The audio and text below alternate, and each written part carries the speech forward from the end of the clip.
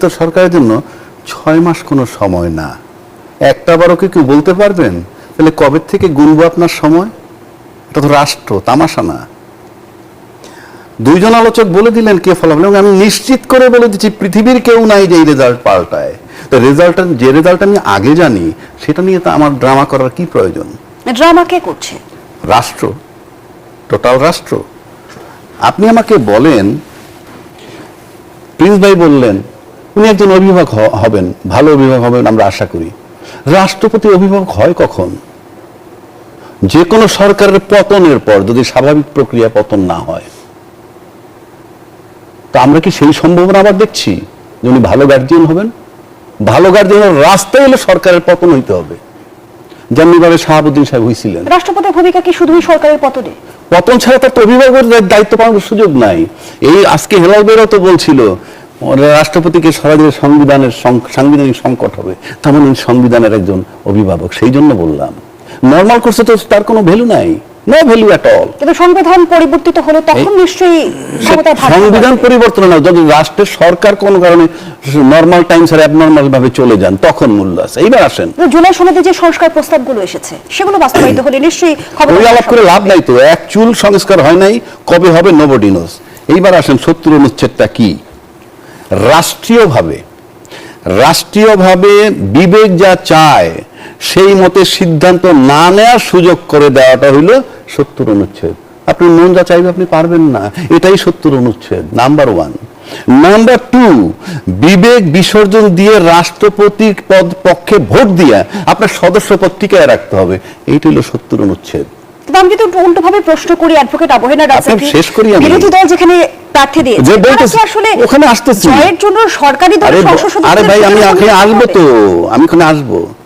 তাহলে 70 অনুচ্ছেদ দিলে আপনার বিবেক কাজে লাগাইতে পারবেন না, 1। 2, আপনার বিবেক বিসর্জন দিয়ে আপনি সদস্য পদ টিকিয়ে রাখবেন। এইটা হইল গণতন্ত্র, এইটা হইল গণতন্ত্র। আবার রাষ্ট্রপতি নির্বাচনের 90 দিন টাইম ছিল, 30 দিনের মধ্যে আপনি তড়িঘড়ি করে কেন করছেন? কারণ সামনে সংবিধান সংশোধনের একটা কমিটি হবে, এবং সংশোধন হলে রাষ্ট্রপতি যদি 70 অনুচ্ছেদ কোনো কারণে বাতিল হয়ে যায়, তারপর যদি নির্বাচন হয় আপনি কঠিন ঝামেলায় পড়বেন। এইবার আসেন যে যেখানে বিএনপি সংখ্যাগরিষ্ঠতা রয়েছে, বিএনপি কি আসলে এই বিষয়ে শঙ্কিত হওয়ার কোনো কারণ আছে? 70 অনুচ্ছেদ আছে বলে, এবং বিএনপির যে সংসদ সদস্য মনে করবে আমি আমার সংসদ সদস্য পদ হারাইতে চাই না, সুতরাং ভোট অন্য জায়গায় যাবে না। কারণ আমরা তো দেখি একটা পদের জন্য কে কি করে, সেই কারণে বলছি। এখন আসেন আপনি, তারপরে আপনি বলতে পারেন যে তাহলে বিরোধী দলের প্রার্থী দিল কেন? বিরোধী দলের প্রার্থী কেন দিচ্ছে? বিরোধী দলীয় জোট থেকে কর্নেল অলি সাহেব, তার দল হইল এলডিপি, তাকে চুজ করছে। তার ব্যাপারে যে আপনি কতগুলা কথা বলেন, উনি একজন মুক্তিযোদ্ধা কোনো সন্দেহ নাই, উনি একজন বীর বিক্রম কোনো সন্দেহ নাই, উনি জিয়াউর রহমান সাহেবের টয়েসি ছিলেন কোনো সন্দেহ নাই। এইসব বিষয়গুলো যদি আপনি রোল প্লে করেন তাহলে কোনো সন্দেহ নাই।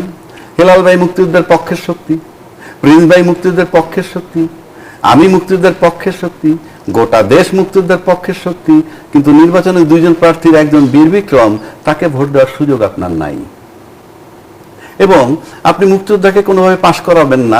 একটু প্রশ্ন রাখতে চাই অ্যাডভোকেট আবহেনা রাজা, কি জামায়াত একজন মুক্তিযোদ্ধাকে প্রার্থী করে কোনোভাবে, আপনি 11 জোটের, আমরা যদি 71-এর প্রসঙ্গে আসি, কোনোভাবে দায় মুক্তি পেতে চাইছে কে? জামায়াত ইসলামী। আপনি কিসের ভিতরে কি ঢুকাইতেছেন? জামাতের দায় মুক্তি মানে কি? আপনি বলছিলেন যে একজন মুক্তিযোদ্ধাকে প্রার্থী করেছে। আমি বলছি যে মুক্তিযোদ্ধাকে প্রার্থী করছে, আমরা যখন মুক্তির পক্ষের শক্তি, সেটার কারণে আপনার রেজাল্টটা কি হয়, আপনি একটা চিত্র পাবেন যে মুক্তিযোদ্ধা প্রার্থী প্রার্থী।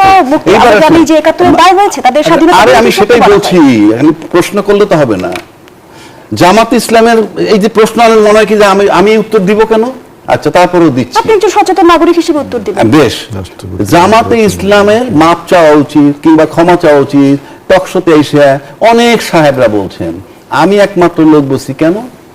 আপনি এসে মাপ চাইলে, জাতির কাছে মাপ চাইলে মাপ করে দেবেন কেন? 20 লক্ষ লোক নাকি হত্যা হয়েছে, 2 লক্ষ মা বোনের ইজ্জত গেছে, এটা মাপের কি তামাশা নাকি?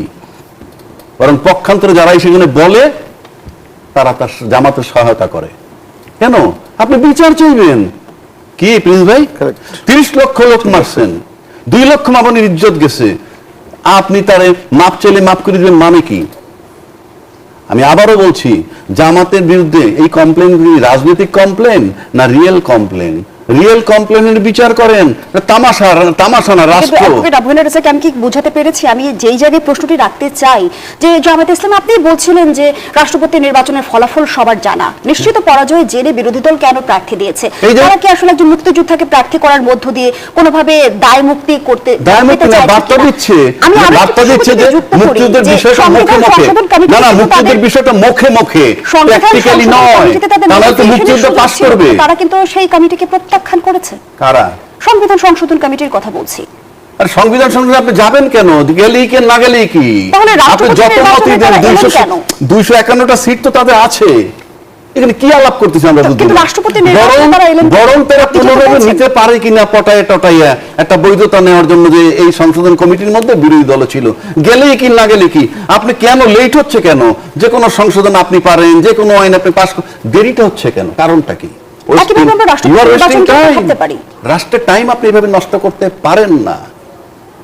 যেখানে ভোটের অধিকার খর্ব করে দিছে, আপনার চিন্তা করার অধিকার খর্ব করে দিচ্ছে যে অনুচ্ছেদ, সেইটা বহাল থাকার পর আপনার টাইম। বিএনপির পক্ষ থেকে বলা হয়েছে স্ট্যান্ডিং কমিটির দায়িত্ব ছিলেন আজকে আমাদের প্রধানমন্ত্রী যে রাষ্ট্রপতি কাকে দিবেন মনোনয়ন ঘোষণা করে দিলেই তো হয়। সেকেন্ড থটের কিছু নাই তো এখানে। প্রার্থী দিয়েছে কিন্তু সংবিধান সংশোধন কমিটিতে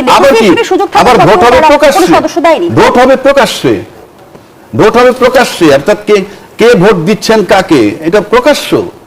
সেই প্রক্রিয়া তো অনুসরণ করা হয়েছে। কি এটা? আমি বলছি এটা কি? এটা কি ইলেকশন? আমি এই যে জানতে চাই। ধন্যবাদ জানাচ্ছি অ্যাডভোকেট আবুল রাজ্জাকি। আজিজুল বাড়ি হিলাল, যে প্রশ্নটি অ্যাডভোকেট আবুল রাজ্জাকি রেখেছেন, সেই প্রশ্নটি আপনার কাছে নিয়ে আসতে চাই। খুবই populist, I do not take it otherwise. I don't want to undermine and critique you. মানে উনি কিন্তু একজন অ্যাঙ্কর, এখন আমার সাথে বক্তব্য দিচ্ছেন। ভাই একটা খুব জনপ্রিয় কথা বলছেন যে উই আর ওয়েস্টিং টাইম, কিন্তু বাই ডিফল্ট একটা কথা আছে, বাই ডিফল্ট। আপনি বাংলাদেশে 91-এ আমার পার্লামেন্টারি ফর্ম অফ গভর্নমেন্টে গেছি। তা পার্লামেন্টারি ফর্ম অফ গভর্নমেন্টে পৃথিবীর এমন একটা দেশ দেখাতে পারবেন না যেখানে এই পদ্ধতিতে নির্বাচন হয় না। এখন যেহেতু ওই যে বললাম বাই ডিফল্ট। হেলাল আমার ভাই, আমি একটা কথা বলি, আমি তো এখানে তো দ্বিমত নাই, কিন্তু আপনার দলীয় ভাবে কি আমরা আস্থার সংকটে ভুগি যে আমার প্রার্থী অন্য কাউকে ভোট দিতে পারে? সেজন্য পৃথিবীর কোন দেশে আছে এই 70 অনুচ্ছেদ? সেটা তো আমি বলছি, আমি এটাও বলছি যে আপনি বলছেন যে we are wasting time, we are not wasting time, we are maintaining A procedure. আমরা একটা প্রসিডিওর মেইনটেইন করছি। আমি বলছি যেহেতু দেখেন আজকে আপনাদের যখন ওই যে বার কাউন্সিলের নির্বাচন হয়, তখন যদি আপনাদের কোনো প্রতিদ্বন্দ্বী প্রার্থী না থাকে, আপনি কিন্তু আগের থেকে বলতে পারেন না যে আমি জিতে গেছি। ওই নির্বাচনে যে সিস্টেম থাকে সে এক্সকিউজ আপনাকে মানতে হয়। তা আমাদের যেহেতু এটা পার্লামেন্টারি সিস্টেম গভর্নমেন্ট, সুতরাং প্রেসিডেন্ট নির্বাচন হবে ইনডাইরেক্ট ভোটে। তা আমরা বলছি যে আমি আর প্রিন্স ভাই যেটা বলতে চেষ্টা করি, যেহেতু এখানে বিএনপি ভার্সেস বিরোধী দলের ভোটের সংখ্যা আমাদের অর্ধেকেরও কম, 3 ভাগের 1 ভাগ। সুতরাং আমি বলছি যে বাই ডিফল্ট আমরাই জিতছি। আর আপনি যদি বলেন উই আর ওয়েস্টিং টাইম, তাহলে জনগণ ভুল মেসেজ পাবে, কারণ we are maintaining A procedure. এখন আছেন 70 আর্টিকেলে। অ্যাডভোকেট আবুল রাজ্জাকি কিন্তু আরেকটি প্রসঙ্গ যুক্ত করেছে যে 70 অনুচ্ছেদের সংখ্যা থেকে আপনারা তড়িঘড়ি করে রাষ্ট্রপতি নির্বাচন করতে হচ্ছে। 70 আর্টিকেলসে অনুযায়ী আমাদের এমপিদের কিছু বাইন্ডিংস আছে, সেইটা জুলাই চার্টারে চেঞ্জ করে আপনাদের ওই যে প্রিন্স ভাই আর আমি যেটা বললাম যে আপনার অর্থ বিল আর ওইটা নো কনফিডেন্স এবং জরুরি অবস্থা, এইগুলোর সময় আপনার দলীয় সিদ্ধান্ত নিতে হবে, কিন্তু আর সবগুলো ফাঁকা। কিন্তু যেহেতু জুলাই চার্টার এখনো ইমপ্লিমেন্ট হয়নি, কিন্তু এবার দেখেন উনি যেটা বললেন যে এখানে ক্যান্ডিডেটটাকে প্রিন্স ভাই খুব সুন্দর করে বলছেন যে মির্জা ফখরুল ইসলাম আলমগীর একজন মুক্তিযোদ্ধা, কর্নেল অলিও একজন মুক্তিযোদ্ধা।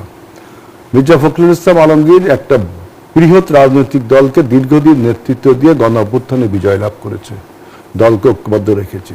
পাশাপাশি দেখেন কর্নেল অলি আহমেদ আপনার freedom fighter turn into a রাজাকার। হিসাব করে দেখেন, course freedom fighter turn into রাজাকার। আমি এই কথাটা এই জন্যই বললাম, তিনি একসময় আমাদের দলেরই নেতা ছিলেন, স্ট্যান্ডিং কমিটি নেতা ছিলেন। আমি এই জন্য বললাম আমাদের দল 2001 সালে যখন পার্লামেন্ট নির্বাচন করি, আমাদের তখন নির্বাচনী ঐক্য হচ্ছে জামাত ইসলামের সাথে। লোহাগাড়া এবং চন্দাইশ আসনটা, চন্দনাইশ এই আসনটা আমরা একটা জামাত দিয়েছিল, একটা বিএনপি কর্নেল অলি ভাইকে দিয়েছিলাম। অলি ভাই এমন বক্তব্য দিল যে রাজাকারের সাথে আমরা নির্বাচনী ঐক্য করেছি, এবং তিনি আমাদের এই কথা না মেনে বিএনপিকে অনেক কথাবার্তা বলে উনি নিজে ওখানে প্রার্থী হলেন। উনি চেয়েছিলেন যে উনি একটা দাঁড়াবেন, ওনার ওয়াইফ একটা দাঁড়াবেন, বুঝছেন। বিএনপি যখন রাজনৈতিক নির্বাচনী ঐক্য যেহেতু হয়েছে, সেহেতু একটা জামাত পেয়েছে, একটা বিএনপি পেয়েছে, তখন গালি গালাজ করে উনি দল ছেড়ে চলে গেলেন, নিজের দলও গঠন করলেন। তাহলে এমন একজন প্রার্থীর সাথে একজন নিরেট, ঝালো এবং বিশ্বাসী রাজনীতিবিদ, সেখানে বিএনপি বা ইভেন এনসিপির ভোটটা অলি ভাই পাবে কিনা আমার সন্দেহ আছে। পলিটিক্সে একটা কথা আছে যে there is no last word in politics. Oli ভাইয়ের জন্য একটা কথা খুবই প্রযোজ্য, যে in politics there is no permanent enemy and permanent but there is a permanent interest. Oli ভাই কিসের স্বার্থে, যে জীবনের শেষ বয়স হয়তো বলতে হবে আমি বাংলাদেশের প্রেসিডেন্ট প্রার্থী ছিলাম। আমি ছোট্ট করে প্রশ্নটা আপনার কাছে রাখতেই চাই, দু এক লাইনে যদি আপনি উত্তরটা দেন। যেমনটি আজিজুল বারী হেলাল বলেছেন যে একজন মুক্তিযোদ্ধা শেষ পর্যন্ত রাজাকারে পরিণত হলো। আমি সেটাই বুঝতে চাচ্ছি। অলি সাহেব তো এলডিপির আছে এখনো, আমরা 11 দলীয় জোটে আছে। আচ্ছা, যদি জামাতে যোগ দিলে কেউ জোট করে, তাহলে যদি হয়ে যায়, রাজাকার হয়ে যায়। অলি ভাই নিজেই বলছে, আমি এখন 2001 সালে অলি ভাই কি বলছে, আমি আপনার সাথে ডিবেট করছি। তাহলে এই যে বিএনপি যখন জামাতের সাথে মন্ত্রণালয় নিল দুইটা, তখন কি বিএনপি রাজাকার হয়ে না? বিএনপি কি বলছে তখন রাজ্জাকি ভাই যে আমরা রাজাকার? কিন্তু অলি ভাই তো বলছে, অলি ভাই বলছে কেন আমরা জোট। আমি অলি ভাইয়ের কথায় যাচ্ছি না, আপনি যেটা বললেন এখানে। না, আমি অলি ভাইকে যে অলি ভাই টার্ন ইনটু জামাত। অলি ভাই তো বলছে যে আমার রাজাকারের দল বিএনপি কেন ঐক্য করেছে 2001 সালে, কেন আমাকে সিট দেয়নি। আমি ওই কথাটাকে বলছি, ওইটাকে আসছি। ওই সময় তো অলি ভাই ছিল, সেজন্য তো বললাম অলি ভাইয়ের কথা, অলি ভাইয়ের কথাই ছিল। অলি ভাই হিসাব করছে কোনটা, আমরা বিতর্ক করছি যে বিএনপির সাথে যখন জোট করে দুইটা মন্ত্রণালয় নিয়ে পতাকা নিয়ে ওড়ার পরও বিএনপি রাজাকার হয় নাই, তাহলে আমি জামাতের সাথে জোট করে রাজাকার তো হব না, যেহেতু অতীতের রেকর্ড তাই বলে। অতীতে তো তিনি বলছেন যারাই যাবে তারাই রাজাকার। ওই তো যাওয়ার পর ওইখান থেকে তো শিখছে যে না, জোট বাদলে রাজাকার হয় না। আইডিওলজি অলিভার কথা, জোট বাদলে রাজাকার হয় না। তাহলে অলিভার কোনো পার্মানেন্ট, যদি জোট বাদলে রাজাকার হয়, তাহলে 2001 থেকে 6 পর্যন্ত কি আমরা রাজাকার ক্ষমতায় ছিল?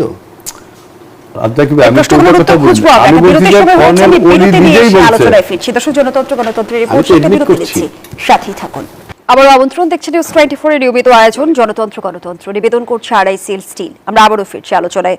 আগের অংশে আলোচনাটা যেখানে থেমেছিল সেখান থেকেই শুরু করতে চাই। এবার একটু রহিন হোসেন প্রিন্স, আপনার কাছে মতামত দিতে চাই। যেমনটি অ্যাডভোকেট আবুহিনা রাজাকে প্রশ্ন রেখেছিল যে জোট বাঁধলে কি রাজাকার হয়? না, দেখেন, আমি ওই তর্কে যেতে চাই না, কিন্তু এই কথা পরিষ্কার করে বলি যে একজন মুক্তিযোদ্ধা, যিনি মুক্তিযুদ্ধর, তার একটা রাজনৈতিক বিষয় ছিল, এটা মনে রাখতে হবে। যে পুরো পাকিস্তানের যে শাসন, শোষণ, স্বৈরাচারী ভূমিকা, তাকে নাকচ করে দিয়েই আমরা কিন্তু নতুন একটা রাষ্ট্রের জন্য সশস্ত্র সংগ্রাম করলাম 24 বছর ধরে লড়াই সংগ্রামের পরে এসে। তার যারা বিরোধিতা করেছে, এবং তারা, এটা তাদের পলিটিক্যাল ডিসিশন, এবং খালি বিরোধিতাও করে নাই, তারা অনেকে হত্যাযজ্ঞের সাথে জড়িত, মানবতা বিরোধী অপরাধে তাদের বিচার হচ্ছে। তাদের যে অক্সিলারি ফোর্স ছিল সারেন্ডারের সময়, সেটা লেখা আছে, রাজাকার, আল বদর, আল শামস, এবং এদের পলিটিক্যাল শক্তি হচ্ছে জামাত ইসলাম। তা কোনো মুক্তিযোদ্ধা তাদের সমর্থনে কিছু করতে পারে? যদি কোনো মুক্তিযোদ্ধা, আমি মুক্তিযোদ্ধার কথা বলছি, তার সমর্থনে কিছু করে, তাহলে জনগণই চিন্তা করবে যে আদৌ মুক্তিযোদ্ধার ওই জায়গাটা তার বলার নৈতিক অধিকার থাকে কি থাকে না। আপনি কাগজে কলমে তো বাদ দিতে পারবেন না, কাগজে কলমে তো বিক্রম বাদ দিতে পারবেন না, উনি মুক্তিযোদ্ধা নাও বলতে পারবেন না, আমি সেটা না বলতেও চাচ্ছি না, কিন্তু নৈতিকভাবে এই জায়গাটা থাকে না। কিন্তু সবচেয়ে বড় ব্যাপার হচ্ছে, আমি মনে করি যে আলোচনা ওইটুক হলো, কিন্তু যে জায়গাটা আমি আর একটু সুযোগ থাকলে এটা বলি, শত্রু অনুচ্ছেদের ব্যাপারে দেখেন, এইখানে রাজ্জাকি ভাই যেটা বলেছেন, এই পয়েন্টে আমি অন্ততপক্ষে মনে করি যে সেই পয়েন্টে তো অলরেডি এই ডিবেটটা আছে, এবং আমরা এখন এই কথা বলছি। আমি প্রসঙ্গক্রমে একটু বলছি, অনেকবারও বলেছি, এই সংবিধান যখন 1972 সালে 4 নভেম্বর পাশ হয়, তার আগে আমাদের পার্টি, কমিউনিস্ট পার্টি, আমাদের পজিশন 18 অক্টোবর 1972 আমাদের পজিশন কিন্তু জানিয়েছিলাম, এবং এই সংবিধানের অনেক অসম্পূর্ণতা দূর করে আমরা চেয়েছিলাম, এবং আমরা বলেছিলাম আরো আলাপ আলোচনা করলেই ভালো হতো। কিন্তু তারপরে যেটা হয়েছে, বিভিন্ন সময়ের সংশোধনীগুলো আসছে, এবং বাম জোটের পক্ষ থেকে বলে দিই, আমি শুধু সিপিবি না, আমাদের পজিশন, আমাদের যে দফাগুলো আছে, তা আমরা তো 70 অনুচ্ছেদ পুরো উন্মুক্ত করারই পক্ষে, মানে উঠাই দেওয়ারই পক্ষে। তারপরেও ঐক্যবদ্ধ আলাপ আলোচনায় যেটা আসছে যে ঠিক আছে, এখানে আস্থা ভোট এবং অর্থ বিল, এই দুইটা বাদে মানে এই দুইটা রেখেই 70 অনুচ্ছেদ ওপেন করা দরকার, আমাদের দ্বিমত নেই। বিএনপি বললাম যে এর সাথে আরো দুইটা করছে, দেখা যাক তারা পার্লামেন্টে কটটুক করে। কিন্তু মনে রেখেন, আমাদের দেশের বাস্তবতায় আপনি ইচ্ছা করলেও যদি ভোটের কেনা বেচা বা ওই ধরনের আরো উন্নততর পজিশন না আসে, এবং যদি ওই ধরনের প্রার্থী, খালি দলীয় না, আরো নানা ধরনের বলবো আমি, যে বিরোধী দলও যদি প্রকৃতপক্ষে মুক্তিযুদ্ধের পক্ষের শক্তি থাকতো এবং অন্য ধরনের ভালো প্রার্থী থাকতো, তখন 70 অনুচ্ছেদ আপনি উন্মুক্ত করে দিলে ভোটের ব্যাপারে কিছুটা এদিক ওদিক চিন্তা করতে পারতেন। কিন্তু এখন যা প্রেক্ষাপট, আমি আগেই এটা বলেছি, রিপিট করতে চাই না, ক্যান্ডিডেট এবং বাস্তবতা বিবেচনা করে যদি আমার বিবেচনায় আমরা একটা মানে ঐক্যবদ্ধভাবে করতে পারতাম, ভালো হতো। আর একটা কথা খালি বলি, আমার বিবেচনা, এখানে আলোচনা এসেছে যে একজন তিনি যিনি রাষ্ট্রপতি, দেশে একটা সরকার ভেঙে গেলেই অভিভাবক ছাড়া অভিভাবক হয় না, এটা আমরা আগে এটা করেছিলাম, কিন্তু এখন এটা থাকা উচিত না। কারণ আমরা তো রাষ্ট্রপতিকে কিছুটা হলেও, আমি কিছুটা হলেও বলছি কারণ এখানে অনেকে আবার মনে করতে প্যারালাল ক্ষমতা, এটা তো হবে না, এটা তো আমরা চাই না, কারণ আমরা পার্লামেন্টের গণতন্ত্রই চাই। রাষ্ট্রপতি শাসিত সরকার থেকে এখানে আমরা ব্যাক করেছি বাস্তব বিবেচনা করে, বরঞ্চ আলোচনা করলে বলতে হবে যে আমরা পার্লামেন্টে গণতন্ত্র একদল এক ব্যক্তির উপরে আছে কিনা, সেটা অন্য আলোচনা। সেই জায়গায় খালি আমি মনে করি নিশ্চয়ই যিনি রাষ্ট্রপতি হবেন আগামীতে, তিনি সব সময় রাষ্ট্রের একটা অভিভাবক কাজ করেন। 30 সেকেন্ডের একটু সময় নেই। দেখেন, আমরা এই যে বিদেশি চুক্তি নিয়ে কথা বলি না, বিদেশি চুক্তি তো রাষ্ট্রপতির কাছে যায়, আমরা ঐক্যমত্যের আলোচনায় করেছি, এই আলোচনাগুলো গেলে উনি পার্লামেন্টে আনার কথা এখনো সংবিধানে আছে, নতুন আলোচনা হয়েছে, যে কোনো চুক্তি করলে সেটা পার্লামেন্টে রেকটিফাই করতে হবে। তো এই জায়গাগুলো অবশ্যই রাষ্ট্রপতি দেখা দরকার। সেই কাজগুলো করলেই আমি তো মনে করি যন্ত্রপক্ষে রাষ্ট্রের অভিভাবক হিসাবে দায়িত্ব পালন করা যাবে, এবং সেটা দরকার। ডপলার রিসার্চের জরিপে উঠে এসেছে প্রধানমন্ত্রী তারেক রহমানের কাজে সন্তুষ্ট 66.3% মানুষ। কিন্তু আবার রাজনৈতিক বিশ্লেষকরা বলছে যে সরকার এক ধরনের রাজনৈতিক এবং অর্থনৈতিক চ্যালেঞ্জের মুখোমুখি। ধন্যবাদ। আমি এটা যদি এডমিটও করি, 66% তার লোক পক্ষে, ওকে, জরিপ যখন একটা করছে, 34% তার বিরুদ্ধে, সেটাও মাথায় রাখতে হবে। সিম্পল উত্তর। এবার আসলে আমি ওনার কয়েকটা জবাব দিই। আমাকে একটা জিনিস বলেন তো, নির্বাচন যখন আহ্বান করে নির্বাচন কমিশন, তখন জামাত আবেদন করে কিভাবে? রাজাকার, মুক্তিযুদ্ধের বিপক্ষের শক্তি, এই দেশের বিরোধী শক্তি, রাষ্ট্র অ্যালাউ করে কেন তাকে? এখন নিষিদ্ধ করি নাই আমরা, এই কারণে নিষিদ্ধ করা হয়েছে, আদালত কিন্তু আবার তাকে ফেরত দিছে। আপনি, আমি কি রাষ্ট্র মানবো না রাষ্ট্রের আইন মানবো? কি মানবোটা কি? আপনাকে তো বলতে হবে। আপনি রাজনৈতিক দলের বৈধতা পায় কিভাবে সে? আমি তো বুঝলাম না। শেখ হাসিনা 16 বছর ক্ষমতায় ছিল, তার আগে আমাদের বিএনপির বেগম খালেদা জিয়া 3 বার প্রধানমন্ত্রী 10 বছরে। এত কিছুর পরে তার এই বৈধতা কোথায় থাকে তার? আমি তো বুঝলাম না। কেন আপনি কেন তার বৈধতা কিসের? সে ইলেকশনে নমিনেশন সাবমিট করা উচিত। আপনি একদিকে তার রাজাকার, সেটা বলতেই হবে। আর আপনি তো রাষ্ট্রের জন্য ভয়ানক ক্ষতিকারক রে ভাই। আমি এই জিনিসটা আমি জানতে চাই, যারা রাষ্ট্রের জন্য ক্ষতিকারক, রাষ্ট্রের দেশ মানে না, যারা দেশ মানে না, রাষ্ট্রের জন্মের বিরোধিতা করছে, তাদেরকে যদি আপনি হেলাল ভাই এখানে বসে বলেন গণতন্ত্র, তাহলে ওইটা কথাটা কেন বলবেন আপনি? আমার প্রশ্ন, তাকে কেন সব দল ঐক্যমত্য হয়ে তাকে বাদ দেন? বাদ দিলে সে উঠবে কিভাবে? আমি তো ঠিক বুঝতে পারি না কেন তার দরজাটা আপনি বন্ধ করতে পারেন না? বহুদলীয় গণতন্ত্র আমার দরকার নাই। আমি বহুদলীয় গণতন্ত্র, হিজবুত তাহরির, আরো কি কি আছে, ওই যে কারা সন্ত্রাস করে, কারা নিষিদ্ধ ইসলামী সংগঠন করে, মাঝে মাঝে গ্রেফতার করে 2 জন 4 জন, মানে কি তাহলে এটা? এত বড় সন্ত্রাসী দলটা, স্বাধীনতার বিপক্ষের শক্তি, দেশ জন্মের বিরোধিতার দলটা এখনো আছে, যাদের কিনে আপনারা মন্ত্রী বানান, জোট করেন, তাদের কিনে ফ্ল্যাগ উড়াই দিতেছেন গাড়িতে। অতীত পাপের কথা বলা যাবে না। না, আদি পাপ শোনেন, আমি তো আব্রাহাম দ্বিমত ইসলাম করছি যে না। পাপ করেছে সেই পাপের কথা আমরা মুসলমান আমি এখনো বুঝলাম না, বলি না। যে আমি- আদি পাপ তো কেউ ভাই ক্ষমা আমি করতে মাপ পারবে না। চাই, আপনি মানে আমি আপনার মাপ চাচ্ছি না, আমি তো আদি অপরাধ যারা, সেই অপরাধীর সাথে ধরেন আপনি এমন একজন অপরাধী আপনার জীবনের সাথে হ্যাঁ। আপনার সাথে আছে, আপনি তার জিন্দেগিতে তার সাথে হাত মিলাইবেন না, কেন? আপনি জীবনভর তার দূরে থাকবেন। সমাজ বিচ্ছিন্ন মানুষ তো হতে পারছে না। তাইলে আপনি একদিকে না, না, এটা শুনুন, তো শুনুন, দেখেন আপনি আদালত তাকে নিবন্ধন ফেরত দেয়, নির্বাচন কমিশন নমিনেশন গ্রহণ করে, বাছাই পর্ব থাকে, জনগণ ভোট দেয়। এই যে 68টা সিট পাইলো, কতটা লোকে ভোট দিছে, কত পার্সেন্ট দেশে, যদি আপনি এই মুহূর্তে ধরেন আওয়ামী লীগ নাই তার কথা বাদ দিলাম, আপনি 100% লোকের যে 66% জরিপ, এইটা যদি আওয়ামী লীগ সহ ধরি আমি তর্কের খাতিরে মোট জনসংখ্যার, তাহলে 66% যদি বিএনপির পক্ষে মানে তারেক রহমান সাহেবের পক্ষে থাকে, তাহলে 34% তার বিপক্ষে। এই 34% তাইলে জরিপ জামাত এসেছে এনসিপি একদম সহ আফরিনের রাজ্জাক।